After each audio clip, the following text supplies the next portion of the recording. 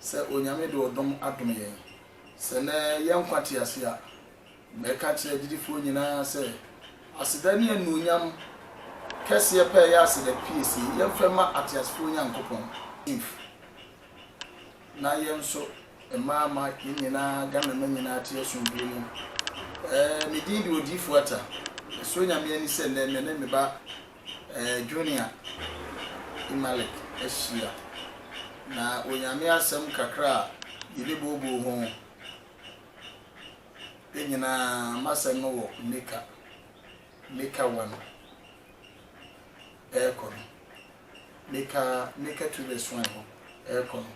ayana empremebre agidifo yenyam sum no yede nsem keka ene nsem mebre twotwo nipa bi ene afoforo na o papa difo ata meda Ohinta prayer minister Ohinta prayer ministry ano ene le menemo be chensi fo nyino bi ye brilliant na onyame asem wo make to be swan onyankopon se adwene mebre woni party na ono Kristo na gina sie na ya legina onyame asem a meka o meka no wose onwie ona dwene emumuyo ensem hallelujah lipa bi adwene emumuyo ensem kaase yesusha ne yakwa fumu a setrata bisan ho ne afum kwawa wa amfan a timaka beba bisan ho bomfa obi ano a yetimi kan se anka timaka ya wa amfan enkin kodu kwa so nanka enu egusu nanka atiri firi na yego bone ye de chase firi nkola abrim aya ne nipa epenyankopon enchenhira adenti ne bompa ye kwa sore bada bi ati abc enka ko ne epe no ema ye bi ne ebo hompa ye no ema ayere se na ebo hompa ye ema edi bi ntira onyankopon hwe ya dwe wadwene nyina se ready shirawa na usifia if you are do be hotel wasu dan ko ade obabie no won mo twa wani so a utwa mo wani so a wonene na onyamo fefie no no na ade ayi hotel no wadwene nyina so ya ba mu a nya ka ba ko adamu a enke maya de sem do mo kwa na do mo ba onyame onfa ka no no mo no ankonya is etiya na yenti onyankopon ase hallelujah eli party erade asemo ase a yemfa ye bre emedwaman yemfa ye bre emansanom yemfa ya daaje ememma kaya papa bi dwuma ndumtuni no to yo se aduonyam ka erade me wa hoden me mfa motwede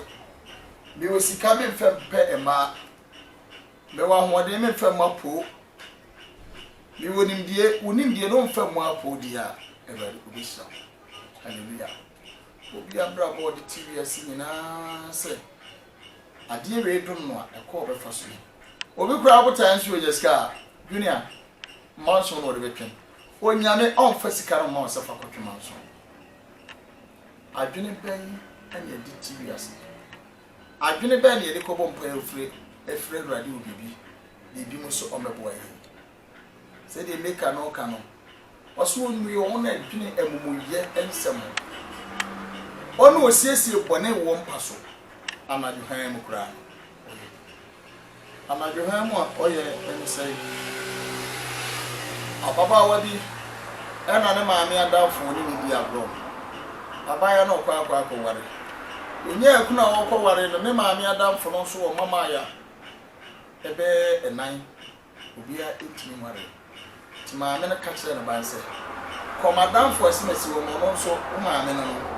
na ontufu emfa ware a wo ko no eho aware enye afitu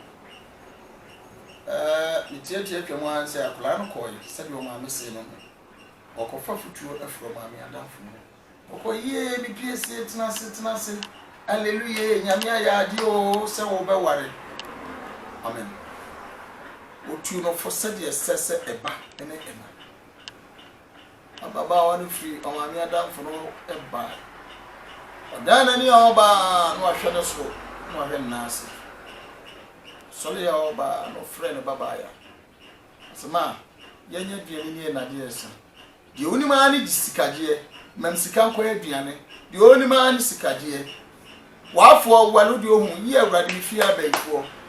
E de omo ha me. Hwe me matu abu yachi. Hwe me manantu esisi fom. Hwe me mani mbia.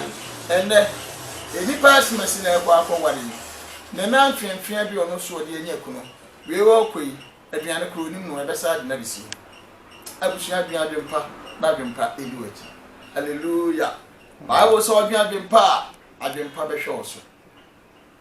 Maame ni timi dwene ababaawa no aware a okọ ware no ho ama wana. Nika se onwe wona dwene mumuyo nsem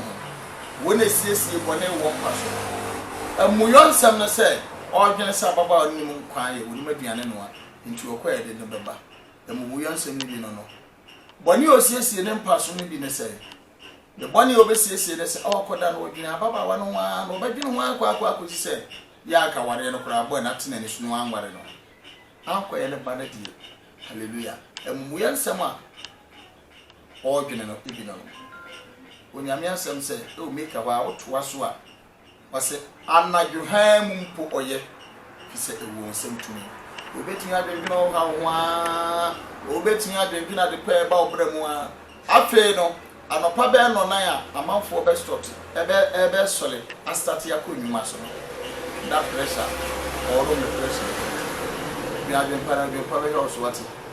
adwen ben ye de comparable adwen ben ye de consultation o papa di fuata me ye awrade adwuma enche kura no 14 years na me koyi ya na mi di ya na mo awrewo ni yewdi ya kasa di fu ya nya di fu nyina na empa awrade enche ya ko empa ya bia ko me mento ano ntemoyo mento Yesu moja so bolo na ya bia gutuo mo no mento me ya Pentecost di fu me bomo modin se me preaching kwade na foforo enya nkwa enya dwen sakyere no nye awrade enche ko na wu a okra na nkwa hunyem. Hallelujah. Obi nso eda dwene nyina se empire wo cancer no consultation no afofra dwene wo woni se ekunu no opa aware eyire no ope na dwuma na se ifo since 13-14 years and year ready dwuma minya ni pattern aya akra o mo pe ready chango se nkwade nti no aba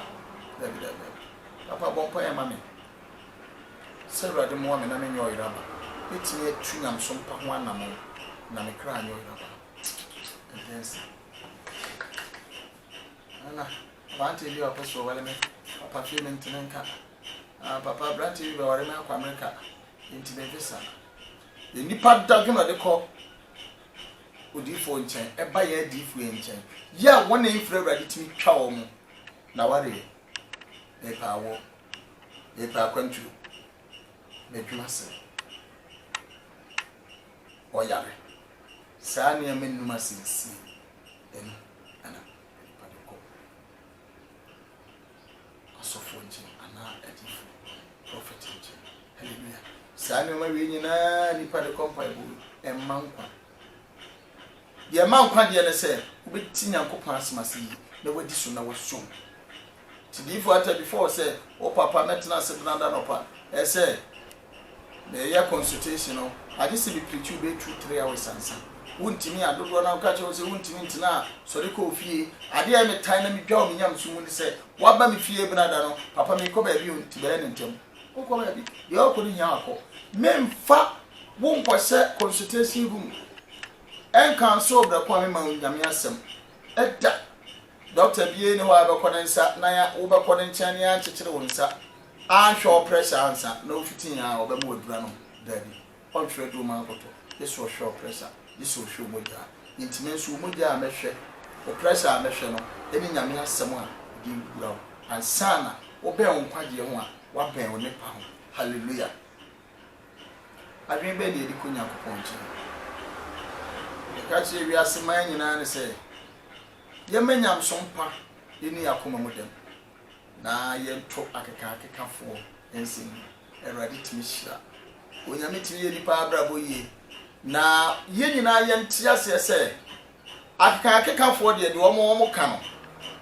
ye nti wɔn ase sɛ yanka Sɔfo Junior ho asɛm Sɔfo Nana Kwame yanka ho asɛm sɛ uye die ndie uwura baabi a wɔn so nkɔm kra wɔn anya ade so wɔn anka saa because ɔno amobra wɔbɔsesa nti so afo anhyɛ no de afo ankyekye na wura wɔpɛsɛ de no onye wɔso de wɔkyekye na wura sɛ owu ni baabi ya wura ai wo kra na ahye wo kra oton koken Junior akra ni nua baabi wo yesu de ni twa so ɛna ama papi hallelujah ni pere dwene we no na wo men Awurade nso ayɛ ketwa si Onyankopɔn entimi nye bibi pa e odi pa bremu antoanya ma de betimi ayɛ ade pa akonori ene betimi ayɛ ade pa sina ma konfo no so otumi a omo ne betimi ayɛ bibi ana yemfa no nyam ma Awurade sɛ yete asole dem yetiti nyumam yesi asunyame yakɔ Anglican yakɔ CAC yakɔ Methodist yakɔ Pentecost abrani nyina yakamfo Satan enyuma os sɛ Awurade yodi fota yie na di ko gina baabi ku manim ase kam ho asensɛ di ko wura baabi me ye okot me ye sakawa otisei enti no aduru ha wakanyame enu onyima hye ni wai me nyame akoa wunim apam onipa bi ne Awurade wo wunim paye bi onipa bi abomre ne na ye Kristo abehwe no ti nyame di su nhyira no ba won sam kan ensi nhyira no kwai won sopa no ente na brabo insider cause me papa Kofi Amponsa Awurade onse odifo Kofi Amponsa papa no onkronkron ye na duru achi etinasem bi odo baba abonten no ekutatumi yana nyom bi wose mana di kosi se mi hu se nkunim aye emeji o mano manakra onyame difo Awurade nhyira onkoso amfa nso na kuanim atamfo ebebre won betim fifre pa no hieska ye mompa ye monte akekafo ene atamfo o hieska betotawa on bepepo mu komu fifre na Awurade bekoso enyame na nkoa ono onamo obekoso ehuyemabo obekoso ayadom onyame onyaye muda timde Awurade assemble o make 2 verse 1 ese onwie wana dwen amumu yensem ono a esisi wana esisi bone ewo mu mpaso ana dwen ho ampo omoye adwene be enu otimo onua obi mpejade na wo kan dia fa ho tuba kwaso amenyame ya ketua bi no ma Satan di hini se ono na di sa nipa na tu ba bi ama be ko nyame ti hira Satan na mu kura Awurade na bo no eye da no no timi hira nipa bi ma onya ni onyam na Awurade timi nya de echewe mpire ne mpire wo haso ne mpire dwe no so onyam timi bebia wo nkanko ba no yi obi ehi timpanimfo kura na ye na nanom no mu Awurade asem sa no wo mu timi bu betna ase dwene ase bi di bu be se obi modern mo eyi obi ehi ele Ohinta Prayer Ministry the founder before prophet Atabuati ena na mehie nene wakasa say adwen bɛn ena ade kɔ Awurade nkyɛn adwen bɛn na ade kɔ mpaebɔ akoma bɛn ena ade kɔ consultation akoma bɛn na ade sumia no akoma no nye nka onko na nko a o ma yie unu ama na nko muti bonsu mhoro ka adwen no nye ye fa dwe sumia oba bi ti aware ase na dwen nyina ne sɛ ho aware kankan wi e peska na me de akɔ dai kakra na me bi ti ye adwuma na me sika de dai aware we ni tina se e suna wa dwen na nye sesano adwene o Kristo mu no efficiency sɛ mo ma adwene a o Kristo mu no entina mu na adwene bɛn ile wo ɛno ne asɛm Awurade o meboa masɛm no awie nyina ne sɛ so Awurade Nyankopɔn ne gidi na sɛ nyina so obedi Awurade ahyɛde so a o nwen bɔne ma onua obedi Awurade ahyɛde so a on kan so pasem bi ene de ohun yɛ mfantu nua so ya dwempa na dwempa bɛhwɛ so asema me de brɛ no make a true reswan se wonwe wona adwene bɔne adwene iti na sɛ wo ɔman mu baabi a obia oti odifo ata message kakra de ma wo ya ye me kan sɛ opɛ onyame hyira wa ma wadwene nyɛ papa opɛ sɛ Awurade hyira wa baabi ni pɛ bi Awurade di na duro no ma wani nye ho na gi apai man sɛ Awurade nkɔ so pagya no da Awurade edi na okɔ ani mu no Bible sɛ di obi ya opɛ no ɔso sɛ yɛsa akɔma yɛsa ama afoforo opɛ sɛ onyame hyira wo na de nyame hyira wo so sifire bosuma ebe de na papa no hyira na tinya da no wa be hyira wo so onyankopɔn ka ho Awurade asɛm a wati obi di so Awurade e ma asɛm enye oye enya wadwe sachira enye wakoma eso asɛm a ento wakoma so na wagyae akeka wagyae unu bi nso pa na wa yen hwɛ Awurade na oba yede ba asase su no onyame so ɔde ne nyina bɛkɔ atemu mu enti dia wo ka tudifo ata so do ka to sofo imalen eso do ka to sofo nana kwa me so no ya wo ka to yire so do ka to unu bi so no ni nyina Awurade bɛkɔ atemu mu onka gya hɔ kosaa ubeyi nsimfo bia no akyere Awurade ene me di Awurade asema bro masem nyina ne medwuntu nyina ne sɛ Awurade onni so yimu odunto fo se uso mi mo eye wona uso mi mo na se wa so mi mo eka meyede se wa so mi mo bibi eka meyede Awurade onhyira wo ontina ni nhyira wo na ensu ni e wo Yesu Kristo